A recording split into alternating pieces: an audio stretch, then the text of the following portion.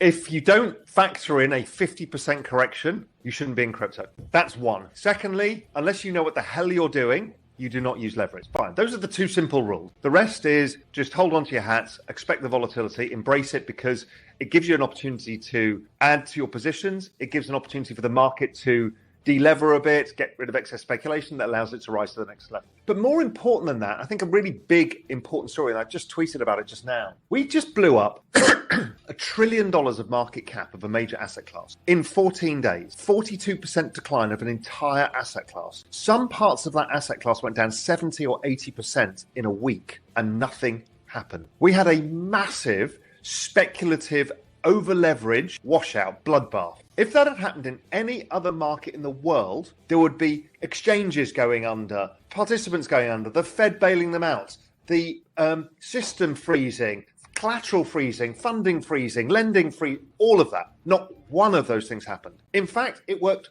perfectly because leverage, 100 times leverage, headline, oh my God, it's over-collateralized. So guess what? Nobody was left holding the baby. There's no exchanges that didn't get paid their margin.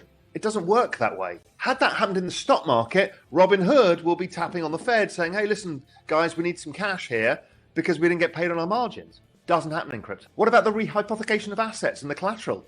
Doesn't happen in crypto because everybody knows who owns what, because it's all on the blockchain. In fact, lending protocols, DeFi, even decentralized exchanges run entirely by algorithms, continue to work. That's right. Exchanges went down for maybe an hour because of the overwhelming of their systems, but nothing broke. Nobody got caught holding the baby. Speculators lost money and the world moved on. That is, I can't express how big a change that is to the world. This is why I got into crypto in 2012. That's what I first saw about it when I was researching deeply, having just gone through the European crisis and the 2008, thinking this system cannot survive. It's too fragile. And I saw Bitcoin and blockchain technology and I thought this is anti-fragile. And we have just proven that in spades. It's amazing. I knew that from when I first got into it. My kind of OG was a guy called Emil Woods. And Emil and Chad Cascarella were hedge fund guys, ex-Goldman guys, who Emil got me into Bitcoin back in 2012 and taught me through blockchain. So he first got me into Bitcoin and then taught me through blockchain. And then he was invested in stuff like Polkadot. God, before I even understood anything about it. But I realized that there was different elements to this and the smart contract element. And then I started seeing, okay, and I've been writing about this for maybe 5 or 6 years. Okay, everything's going to get tokenized. But that was easy to say, but you couldn't asset allocate to it. What we saw was the rise in clear macro thematic. DeFi was one, which we kind of knew was coming. We didn't know in what format. But things like, the things I'm really bullish about are community tokens. I'm really bullish about the Ethereum network for the reasons you talked about. If you value it as a network effect, it is exponential. And I think the Ethereum network may end up being worth more than the Bitcoin network. That's not a slur on Bitcoin. It's just different thing. I just think that people say, oh, things are shit coins, these tokens, they're worthless. People have no understanding what an NFT is and what power that is going to bring to every business model that you can possibly imagine. So this is a macro fundamental shift. There are sectors within it. I don't think people yet understand the metaverse and where that is all going. They don't understand communities. They don't understand NFTs. They don't understand tokenizing IP, tokenizing real estate.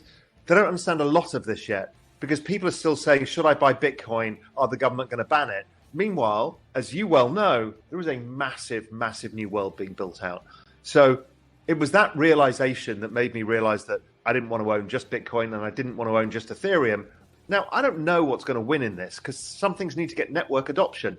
But I know some sectors are going to see massive inflows of capital and massive revolutions. So I'm happy to start allocating amongst sectors. I first approach it by buying a basket of altcoins outside of Bitcoin and Ethereum, equally weighted, saying, oh, look, I don't know which is which. Do I know whether Solarium or Cardano or Polkadot, do I know? No, I don't know anything about them really.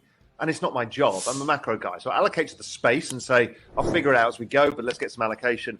And then I've started placing bets on things like exchanges, DeFi platform, and the bit that's got my attention is the tokenization of communities and other business models. So Ross Murphy just asked a question I like. Hi, Raoul. How does the recent volatility impact inflows from institutions and corporations? Could this prevent many new entrants? I don't think so. I think everybody knows that it's a volatile market. My guess is let's see how the recovery goes from this. If it goes quickly, you're going to see a blind panic.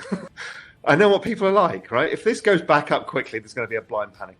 And quickly, I would say, if this is back to the highs in 2 to 3 months, there's a blind panic. So I think, again, the upside, everybody's short the call option, and they're going to have to buy them back.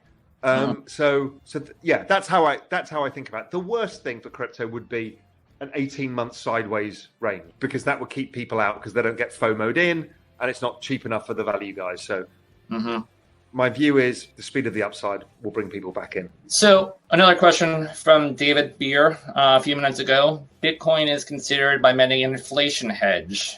And he believes that you may be more a deflationary proponent. Obviously, you can refute that if that's the truth. How do you expect Bitcoin to perform in a deflationary environment? First, I don't think anybody understands what is inflation and what they're talking about. I'm not saying he doesn't understand what he's talking about, meaning what inflation they are referring to. Because there's two different things here. One is the debasement of fiat currency, which looks like inflation of asset price. The other is kind of demand-led increases in prices over time, which I don't see. I don't see monetary printing leading to excess consumption of corn or copper and stuff like that. I am a deflationist. And what happens when deflation comes? The central bank prints more money. And when the central bank prints more money, cryptocurrency goes up. It's a really simple mechanism. If you are ultra bullish crypto, what you actually want is rampant deflation, not inflation. You want rampant deflation, because that is when the central bank balance sheet keeps expanding. And I think we're still in the deflationary world. And I don't think that's going away, and that's not gone away, which is why every cycle the Fed have to keep propping it up even after the recession. Do you see this as, some of the places that you'll see more adoption, or do you see other sectors in digital assets that are causing more adoption over the course of the next few years? Look, everything's got adoption curves, so which is again what makes it so powerful. But we've had two big things that had to happen for this mega adoption to happen, right? We had, firstly, mobile phone network. So pretty much most of the world is now saturated by mobile phones. Phase 2 is the data that we talked about earlier. And when 5G comes, even 3G is good enough, but 5G and and satellite Wi-Fi means that you've now connected everybody. And so the adoption of digital money is obvious. And Facebook's going to drive this as well. Because you can be in Ethiopia, you can buy goods and services easily in US dollars that you have no access to. From a global vendor, you can send remittances to your parents in India from Ethiopia without any cross-border. I mean, oh my God. And that's just on the Facebook network, let alone all of the other crypto rails that are being built. So it's a game changer for emerging markets. It is a game changer for bringing people out of poverty and connecting them to markets and the exchange of value globally. It stops a farmer not getting access to prices. We've seen this in India, right? It's played out in India, but not with necessarily blockchain, but with their massive digital infrastructure, the UPS payment system and UPI payment system and stuff like that, is basically you've got everybody in India on a mobile phone now with pretty much the cheapest data on earth. And now farmers are able to find localized market pricing so they don't get ripped off by middlemen. And so what it's doing is allowing profits to flow, less corruption going on.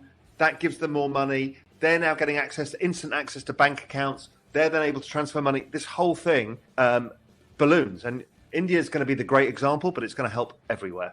Countries are going to be able to mature at a much faster rate than we've ever seen in history. Doesn't mean the governments will mature, but people will. What do you see as the top 3 risks that could potentially hamper the growth of the digital asset space? I think the lack of expansion of the central bank balance sheet at some point in the next year or so will cause a slowdown, as it generally has done. Because there's less pressing need to have your money shielded from that central bank balance sheet. So I think that is one thing. I think the rise of central bank digital currencies is on balance a good thing, but it depends what mechanism. I've talked about the biggest risk to me is not regulation, it's not banning, it's not any of these things. It's actually if the central banks got their shit together. If they created a global coin, and to be a member of Global Coin Basket, you could only increase your money supply by 2% a year. Well, then, sure, we understand that governments are governments and they'll renege on their word. But if that lasts for 10 years, makes crypto adoption for Bitcoin perspective, less valuable, but it explodes all the other side.